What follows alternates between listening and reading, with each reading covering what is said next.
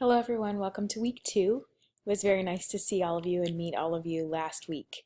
If you haven't already done so, please make sure that you have went back to the questions that you asked this week and each other's because you had some that overlapped, and so I answered the questions that you asked, so please go back and look at those answers. We'll also be learning more about the questions that you asked as we move through this course. So I'm excited for that. Just make sure you keep those at the back of your mind. Don't ever hesitate to add questions into our discussion posts that we have each week that you have, because I want to answer whatever questions you have about becoming an educator so that you're prepared to decide if this is the career that's for you or not. This week's learning is all about today's students, and a really important chapter to read, really important learning for you all coming from very small school districts. So school districts that don't have a lot of diversity, not having a lot of experience with diversity per se, in different languages being spoken, different ethnicities, different religions, things like that. So I know a few of you, all three of you, said that you wanted to teach in small districts like the one that you are from, which makes sense, and I get that. It's what you know. I do challenge you, though, if you do decide to continue this as you enter college, as far as this, I mean, go into the education field, that you try to get as many experiences as possible in different schools. Some of you said that in big schools you might not have the connection to the students as you do in small schools, and I think in bigger schools there's more teachers. So instead of teaching all 9th through 12th grade, which might be happening at your school, you just teach the 10th graders. And so then you do get to know those 10th graders really, really well. So it's not that teachers in big schools don't know their kids, because they do. Otherwise, they wouldn't have any success there. So I know what you're thinking now, and I get that because you haven't had a lot of experiences outside of your size of school. But I do challenge you to observe in as many schools as possible. And I hope you have practicum experiences and student teaching experiences in schools very big and small and urban and suburban districts, so that you can get a sense for students and where you're passionate for working. So to jump into for this week's learning, we are focusing on today's students. I'm going to run through quickly some managerial things that I need you to do this week, and then we'll jump into some learning for today's students. Part of this course is a 1-credit clinical lab course, and that course involves 15 hours of observation plus reflections. So we reflect in this course using blogger.com. So I need each of you to create, it's connected to Google. I would use your personal account because it's something I want you to keep and refer back to. If you use your high school account, you can't get back to it once you graduate. So I would use a personal account. If you have a Gmail account, Blogger is owned by Google, so they connect.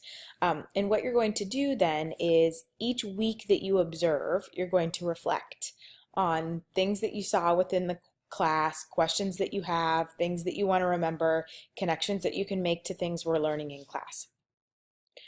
So first I need you to create it. Then I need you to, this week, decide on, I would love it if you would observe 2 teachers. So I know some of you are interested in lower elementary and then an agriculture teacher. I want you to pick that you're interested in, and then I want you to pick a grade level that's different. So, and I've described this further in the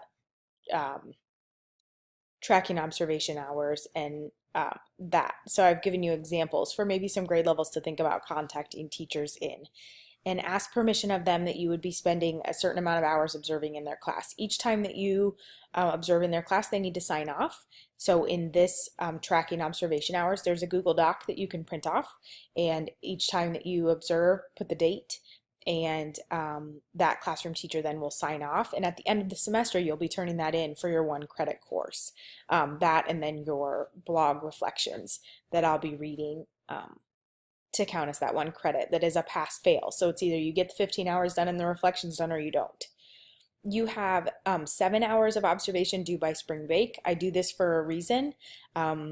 I don't know if you all are procrastinators. I am definitely not, but I think it's important for you to see different stages. So I don't want you to do all 15 hours of observation in 2 or 3 days, which would be impossible, unless you have a lot of time off, I guess, during the school day. But I would like it if you would do a few hours a week so that you're kind of seeing progress of students, different things that are happening within the classrooms.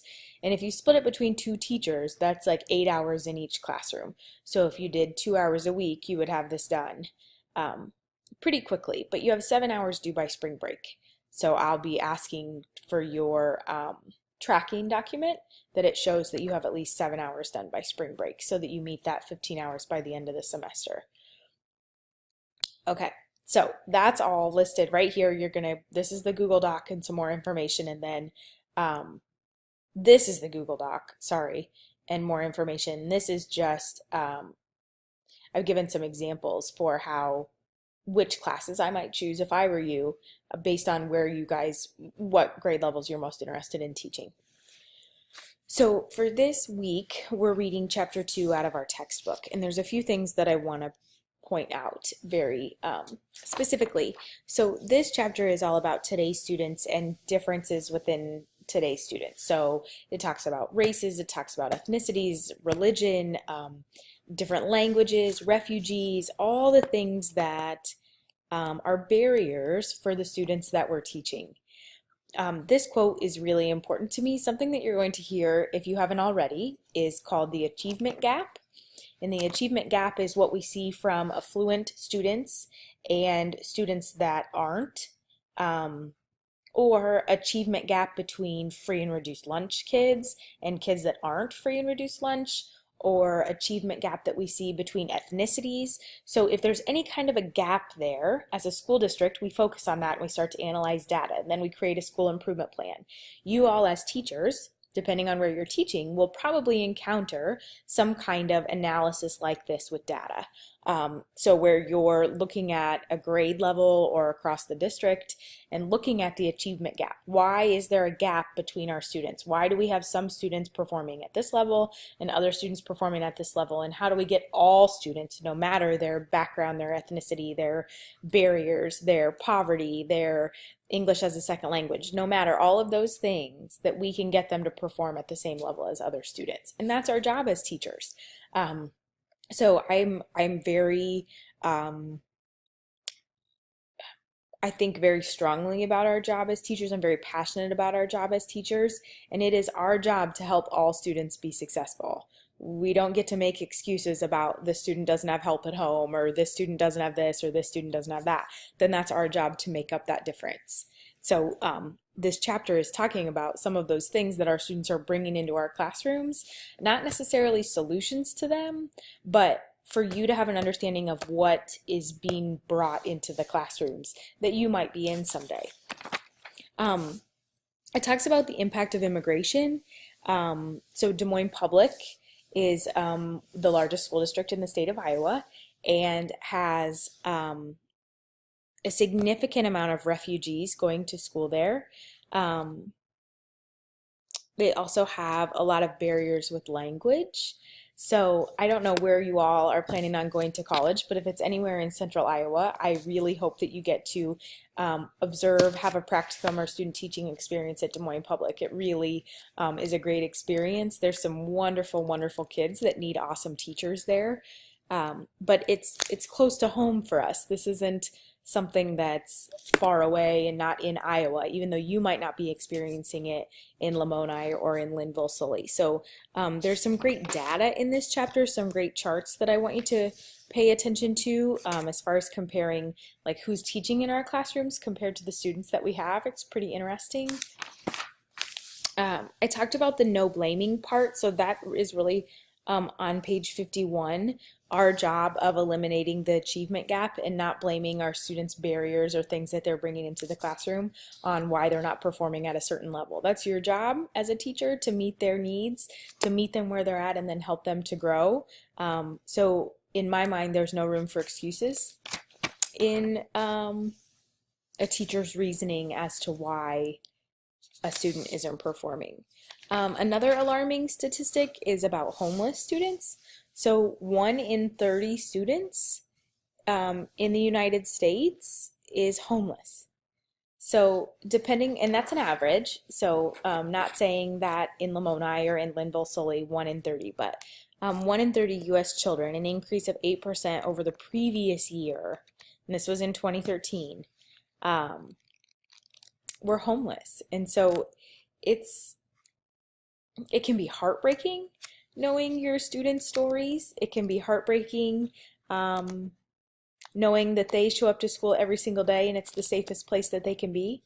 And when they don't want to leave after school and you're rushing out the door because you've got other places to be and things to do and errands to run and family to see, they're staying at school because it's the place that they want to be. So whether you can empathize with that, I'm not sure. But if you can, great. If you if you can make those connections with your kids, that's fantastic. I can't necessarily empathize. I've never been in that situation, but I can sympathize with them, and I do cherish all the students that I teach, and I understand how hard it can be for them to get to school every day, and I admire that they're there. It's pretty remarkable. On page 56, the Teacher's Lounge, this is one of my favorite parts of the book. Please make sure that you read that part. It is true, research proves that students don't care what you know until they know that you care.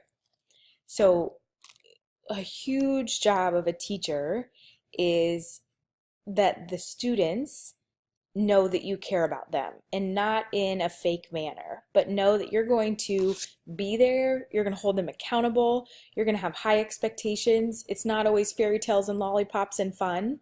You're going to have some hard conversations with your students sometimes about possibly their behavior or their performance, but that they know and trust that you're going to be there for them and you're going to help them. The map on page 58 is good. As I said, the ELL, which I know one of you is interested in or asked a question about ESL, so that was awesome. It is an endorsement that you can get. It's a great one. As I talked about Des Moines Public a little bit ago, there are 40 languages spoken in the Des Moines Public School District, and that has probably increased from looking at that statistic. 40 different languages. It's remarkable, and it's our job to teach those kids that don't necessarily come in speaking English.